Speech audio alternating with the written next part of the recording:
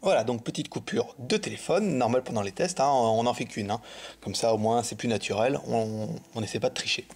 Donc, on revient les vidéos.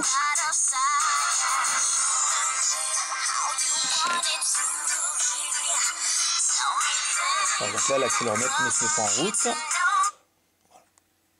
Retour, les images, la caméra, Java. Donc là, on retrouve bien les applications Google. On a pu essayer tout à l'heure, voilà. Donc avec l'application Google Maps.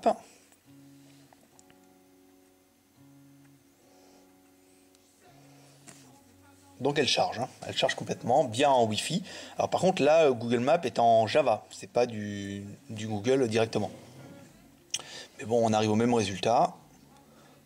Donc là en fait on est connecté en Wi-Fi, donc apparemment j'ai pas de triangulation, donc on peut pas... il me positionne pas. Voilà. Et puis on regarde une connexion de données. Ok, on dira que c'est pas grave. Le téléphone n'est pas paramétré.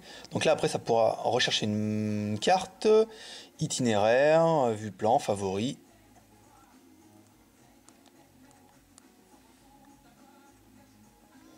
C'est de chercher. J'ai un Wi-Fi qui a 2 de tension, mais c'est pas grave.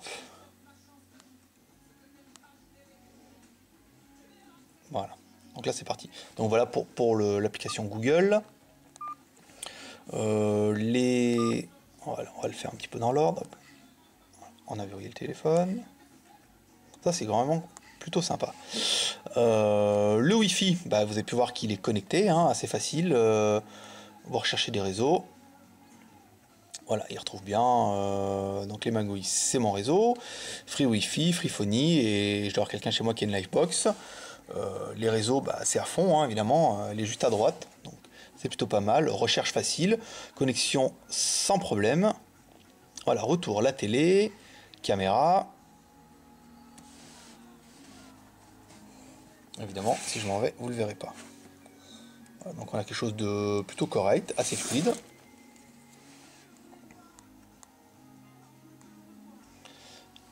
Musique, images, la télé, une calculette, l'horloge. Donc le GPS, bah, pas de carte pour l'instant, donc il y a bien le GPS dedans, mais pas de carte. Apparemment le fournisseur, les Chinois ont un petit peu de mal à nous trouver la France. Ça va venir, mais pas tout de suite. Le Java, donc ça c'est bien pour l'ouverture. Divertissement, donc toujours un petit peu au look de Google. Qu'est-ce qu'on a? Les jeux, le Mahjong, bon, bah, toujours des jeux de base. Voilà. Opera, donc ça on a essayé tout à l'heure pour se connecter à Internet. Donc à mon avis la version il faudra la réinstaller, ça doit être Opera en chinois. Donc en fait il a un petit peu de mal à reconnaître les caractères, mais l'intérêt étant qu'il soit ouvert en Java, vous pouvez installer Opera. Je sais que sur le forum, vous savez, sur le forum de skyphone.fr ou de siphon.fr, pas mal de gens sont assez adeptes de Bolt, qui trouvent beaucoup plus malléable et beaucoup plus sympa. Donc là, voilà. Historique. On est bien allé sur Siphon la dernière fois, donc là ça brille un peu. Je sais pas ce que ça va donner après sur la caméra.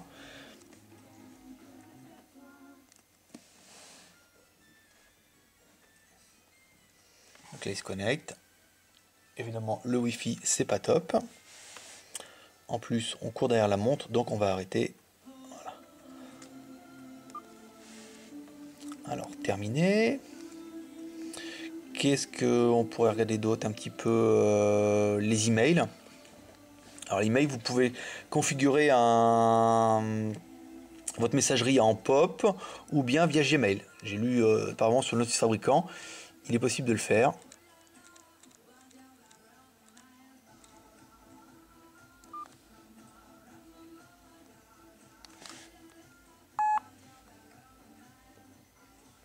Donc là, il me demande directement l'adresse. Annuler ce guide up, là, oui. Les modèles, d'accord, il y a des modèles préenregistrés d'email. Voilà. Gestionnaire de fichiers, comme ça on va pouvoir aller directement dans la carte mémoire chercher les vidéos. Alors, je crois qu'il y a 2 fichiers vidéo.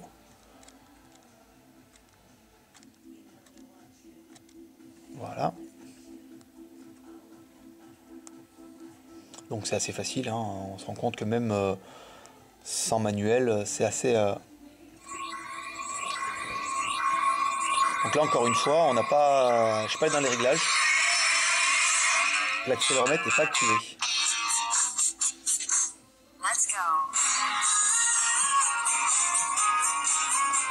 Voilà, ça baisse bien le volume. Il y a une petite touche rapide.